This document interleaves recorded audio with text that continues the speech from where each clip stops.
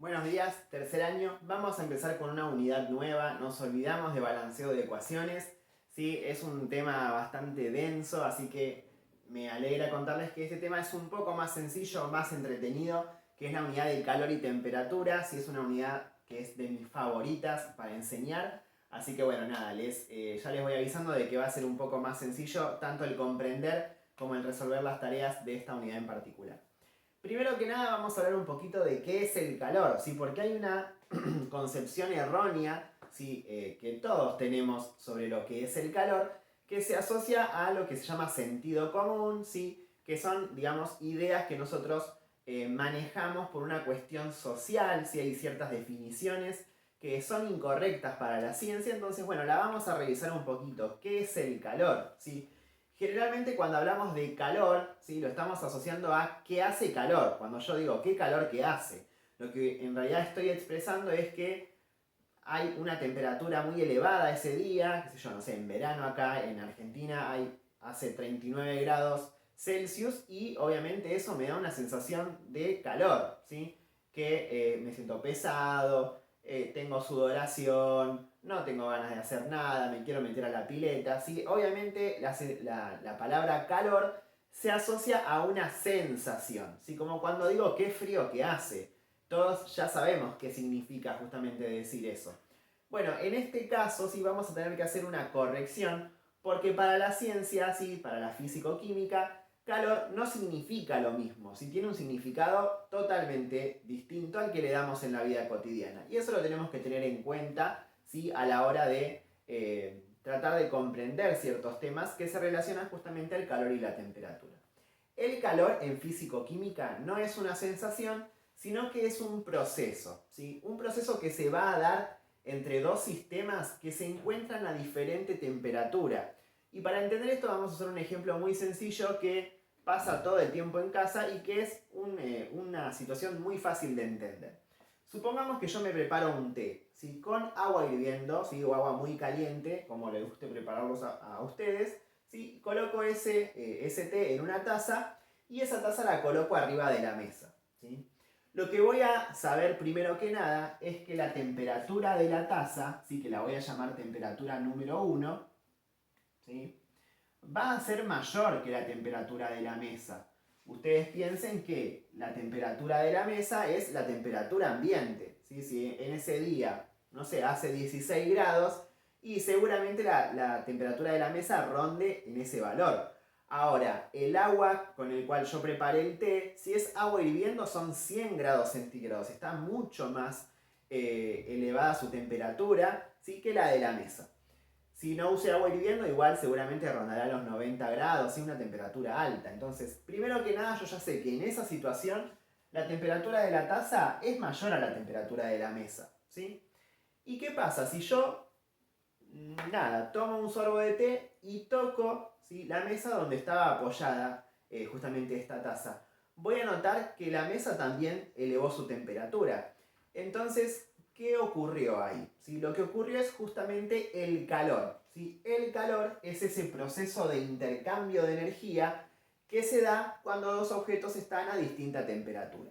En este caso, ¿por qué ocurrió el calor? Y porque la taza, que tenía una temperatura mayor a la de la mesa, regaló o entregó parte de su energía, ¿sí? Por una cuestión de diferencia de temperaturas. Entonces, el calor es ese proceso que ocurre de intercambio de energía entre dos objetos que están a distinta temperatura. ¿Quién va a ceder la energía? ¿Quién va a regalar la temperatura? O la energía, mejor dicho. Y obviamente la va a regalar el objeto que esté a mayor temperatura, ¿sí? En este caso la taza, a la mesa que está a menor temperatura. ¿Sí? Eso se va a dar siempre. Es decir, si yo por ejemplo prendo el horno está a 200 grados centígrados y coloco una preparación dentro del horno, obviamente la preparación va a estar a temperatura ambiente, a una temperatura más baja, y por ende el horno le va a entregar calor a esa preparación que voy a poder cocinar, ¿sí? Lo mismo, ¿sí? Pasa en otras situaciones. Supongamos que yo tengo un vaso con agua, ¿sí? Con agua a temperatura ambiente, y coloco un cubo de hielo dentro, ¿sí? El hielo obviamente está a más baja temperatura y por ende, ¿sí? el agua que está a temperatura ambiente va a entregar energía al hielo y lo va a derretir, ¿sí? Bueno, esos procesos que involucran intercambios de energía debido a diferencias de temperatura se llaman calor. Por eso en física y en química el calor es un proceso y no es una sensación, ¿sí? Sino que es un hecho que está ocurriendo. Bien, esta situación de calor, ¿sí? Ese intercambio energético, no va a durar para siempre. ¿Por qué digo esto? ¿Sí? Porque en algún momento, si yo el té no lo tomo y me olvido, no sé, me llamaron por teléfono en una videollamada y me puse a charlar. Y se enfrió el té, ¿sí? Quedó a temperatura ambiente. La temperatura de la taza, en un momento, ¿sí? Si yo no me tomo el té, va a igualar a la temperatura de la mesa, ¿sí? En el caso de que las dos temperaturas se igualen, decimos que se alcanzó el equilibrio térmico y por ende ya no hay más calor. Es decir, que el calor solamente va a ocurrir cuando las temperaturas sean distintas. Una vez que esos dos objetos o cuerpos llegaron a la misma temperatura, decimos que ya no hay más calor y que se alcanzó el equilibrio térmico. Supongamos que, como dije antes, en el horno sí hay una temperatura de 200 grados centígrados y yo coloco dentro del horno una preparación de bizcochuelo, ¿sí? Esa preparación se va a ir calentando, ¿sí? Quizás hasta a igualar a la temperatura del horno. En ese caso ya no hay un intercambio de energía, ¿sí? Porque justamente estamos teniendo los dos sistemas a la misma temperatura. Eso se denomina equilibrio térmico, ¿sí? O muerte térmica también se le dice.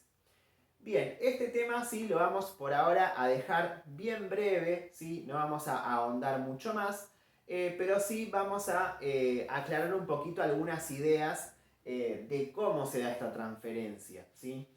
Pero lo que es la definición de calor, hasta ahí estaríamos bien. Y de equilibrio térmico. ¿Cómo se transmite este calor? ¿Sí? Generalmente se da por contacto muchas veces, que es lo que vamos a explicar hoy, y pasa de la siguiente manera. Supongamos que yo dije que tenía la taza en contacto con la mesa, ¿sí?